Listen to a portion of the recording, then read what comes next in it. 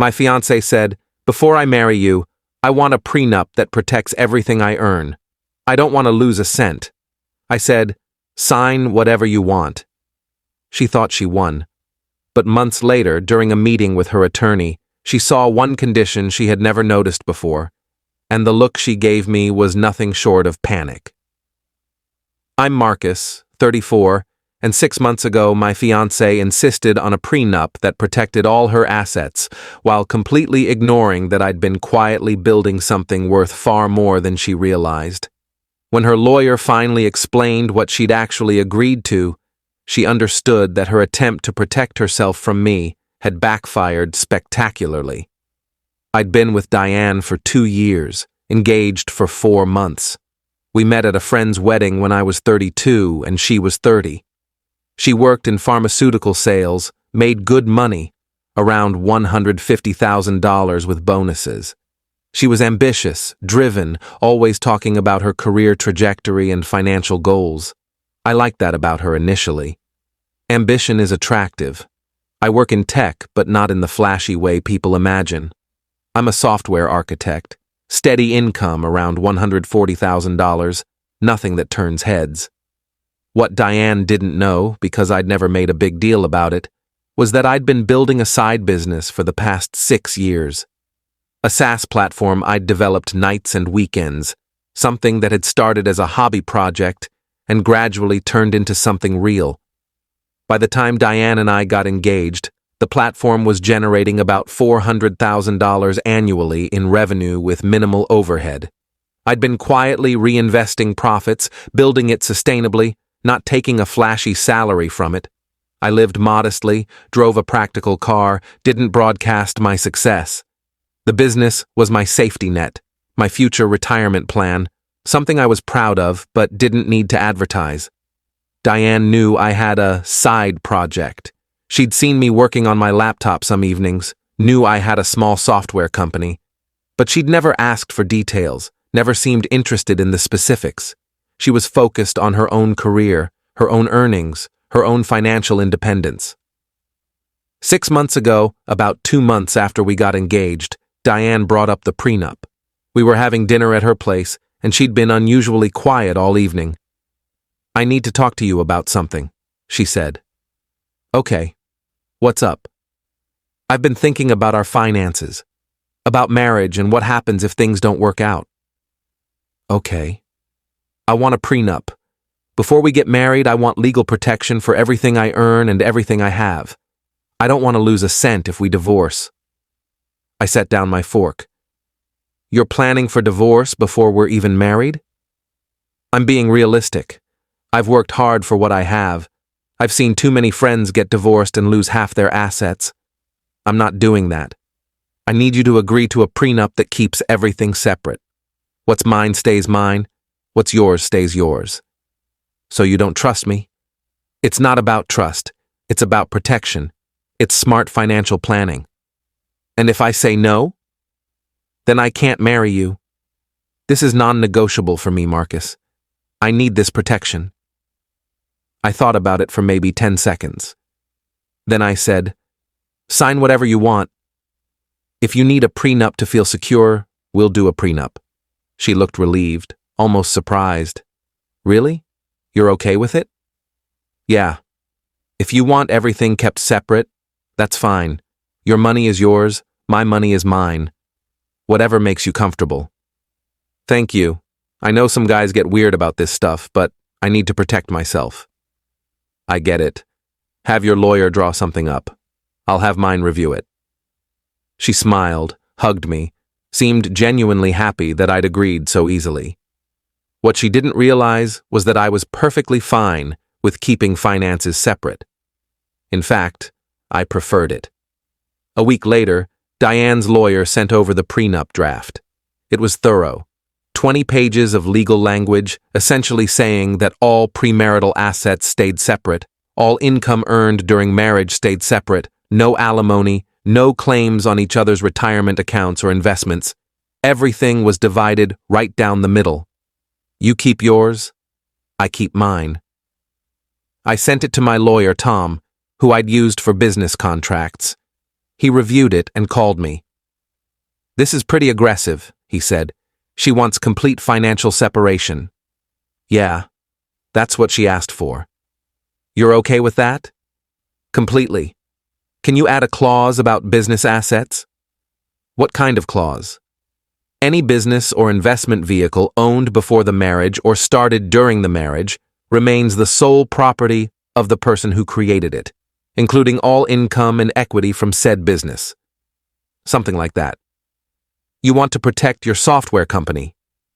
"Exactly. If she wants financial protection, I want the same. Make sure any business I own can't be touched." "That's fair. I'll add it in. Anything else?" "One more thing. Add a clause about financial disclosure. If either party misrepresents their financial situation or hides assets, the prenup becomes void. Full transparency required." "Interesting. Why that clause?" "Because if I'm going to sign something this restrictive, I want to make sure both of us are being honest about our finances." "Seems fair. I'll add it. She'll need to agree to these modifications, though." "She will. She wants this prenup badly enough that she'll agree to anything reasonable." Tom added both clauses and sent the revised version to Diane's lawyer. 2 days later, I got a text from Diane. "My lawyer says your changes are fine. We can sign next week." She'd agreed without even asking me what the changes were. That told me everything I needed to know about how carefully she was reading the document. She was focused on protecting herself and assumed my modifications were equally self-protective, which they were, just more than she realized. We signed the prenup 3 weeks later, both lawyers present, both of us initialing every page, signing at the end. Diane looked satisfied, relieved even. She'd gotten what she wanted, complete financial protection from me. What she didn't realize was that I'd gotten the same thing from her, and I had a lot more to protect than she knew. Update 1. The wedding was 4 months after we signed the prenup. Nice ceremony, good turnout, expensive reception that Diane insisted on and paid for herself. She wanted to show off to her colleagues and family, wanted everything perfect. I didn't mind. It was her money, her choice. We settled into married life, kept finances completely separate like the prenup specified, joint account for household expenses that we each contributed to equally. Everything else, our individual savings, investments, income, stayed separate. Diane seemed happy with the arrangement. She'd bring home a bonus and immediately transfer it to her personal investment account. Never discussed it with me, never asked about my finances. We were married but financially independent. 3 months into the marriage, my software company got acquired. Not fully acquired, more like a majority stake purchased by a larger tech company. They bought 60% for $8 million. I retained 40% equity and stayed on as a consultant. I didn't tell Diane immediately, not because I was hiding it, but because I was processing it myself. This was 6 years of work suddenly validated, suddenly liquid. I had lawyers and accountants to talk to, tax implications to understand, decisions to make about the remaining equity. 2 weeks after the acquisition, I finally mentioned it to Diane. We were having dinner at home and she was talking about a big sale she'd closed at work. "That's great," I said. "I had some good news too. My software company got acquired." She looked up. "Your side project?" "Yeah. A tech company bought majority stake." "Oh, that's cool. How much?" $8 million for 60%. She stopped eating, just stared at me. $8 million? Yeah. I retained 40% equity, so the total valuation was around $13 million. My share of the sale was $8 million. You have $8 million? After taxes, it'll be closer to 5. But yeah, approximately. And you didn't think to mention this? I'm mentioning it now. It just closed 2 weeks ago. I've been dealing with lawyers and accountants. She was processing, face going through multiple emotions. So, you've been secretly running a multi-million-dollar company? Not secretly. I told you about my software business. You never asked for details. Because I thought it was some little side thing. I didn't know you were running something worth millions. It wasn't worth millions when we met. It grew over time. I reinvested the profits, built it up slowly. How long have you known it was worth this much? I didn't know for sure until the acquisition offer came in. These things are hard to evaluate until someone actually offers to buy. She sat back, arms crossed. This changes things. Changes what? Our financial situation. Our prenup was negotiated based on our disclosed incomes. You made it seem like you earned $140,000 a year. I do earn $140,000 a year from my day job. The business income was separate, which, according to our prenup, is entirely my own and protected from any claims. You should have told me. Why? You wanted complete financial separation. You insisted on it. You got exactly what you asked for. That's not fair. It's completely fair. You wanted a prenup that protected everything you earn so you wouldn't lose a cent. I signed it. The same prenup protects everything I earn, including my business. She didn't have a response to that. We finished dinner in tense silence. Update 2. Over the next week, Diane grew increasingly upset about the acquisition. She'd bring it up constantly, how I'd hidden it from her, how the prenup should be renegotiated, how it wasn't fair that I had all this money she couldn't access. I didn't hide anything, I kept explaining. You knew about my business. You chose not to ask questions, and the prenup you insisted on protects my business income. That was literally one of the clauses I added that your lawyer approved. I didn't read every detail. That's not my problem. You wanted a prenup. You got one. Your lawyer reviewed it. You signed it. Everything's legal and fair. We should renegotiate. Why would I do that? The agreement protects both of us equally. You get to keep everything you earn. I get to keep everything I earn. That's what you wanted. But I didn't know. Know what? That I might be successful? That my business might be worth something? You assumed I'd always make less than you, that you'd always be the primary earner. Now you're upset that reality is different. She didn't like hearing that, but it was true. She'd pushed for a prenup based on the assumption that she'd always out-earn me, that she needed protection from me. Never occurred to her that I might need protection from her. A month after I told her about the acquisition, Diane came home and announced she'd scheduled a meeting with her lawyer. I want to review the prenup. I think there might be grounds to modify it. On what basis? Financial disclosure. You didn't properly disclose your business value. I disclosed that I owned a software company. That was in the prenup documentation. The value increased after we signed. That's not misrepresentation. My lawyer thinks we have a case. Your lawyer is billing you hourly for a case you won't win. But go ahead. Schedule the meeting. I'll bring my lawyer. Update 3. The meeting was 2 weeks later. Diane, her lawyer, me, and my lawyer Tom. We sat in her lawyer's conference room, everyone with copies of the prenup in front of them. Diane's lawyer, a woman named Patricia, started.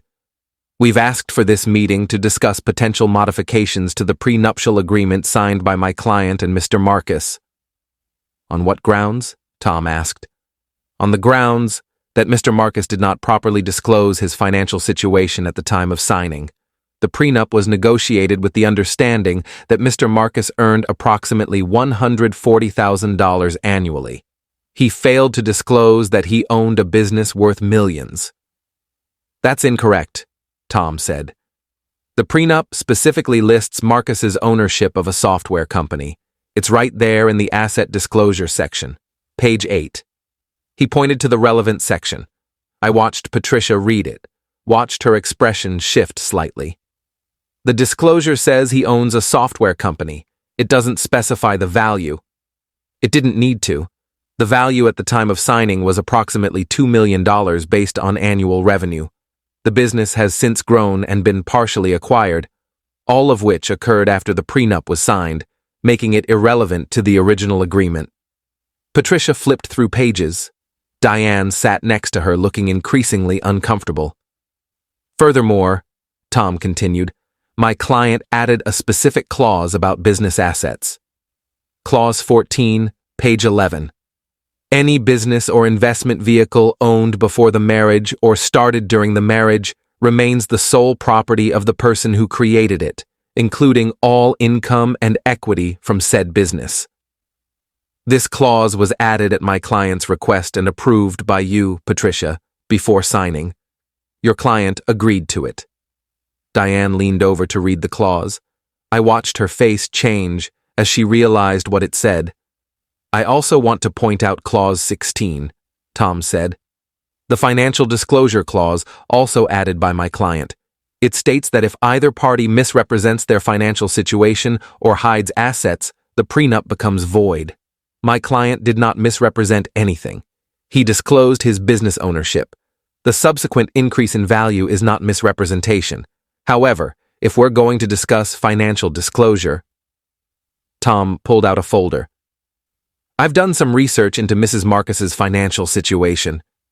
Diane, did you disclose your inheritance from your grandmother? Diane went pale. What inheritance? The $300,000 you received 2 years ago when your grandmother passed. The inheritance that's currently sitting in an investment account under your maiden name. That inheritance should have been disclosed in the prenup as a premarital asset. It wasn't. Patricia looked at Diane. Is this true? Diane didn't answer. If it is true, Tom continued, then according to Clause 16, the clause my client added, the prenup becomes void due to financial misrepresentation, which means all assets become marital property subject to equal division, including my client's $5 million from the acquisition, but also including your client's wife's salary and assets, Patricia said quickly. Correct. However, my client's post-tax acquisition proceeds of approximately $5 million significantly outweigh your client's combined salary and inheritance.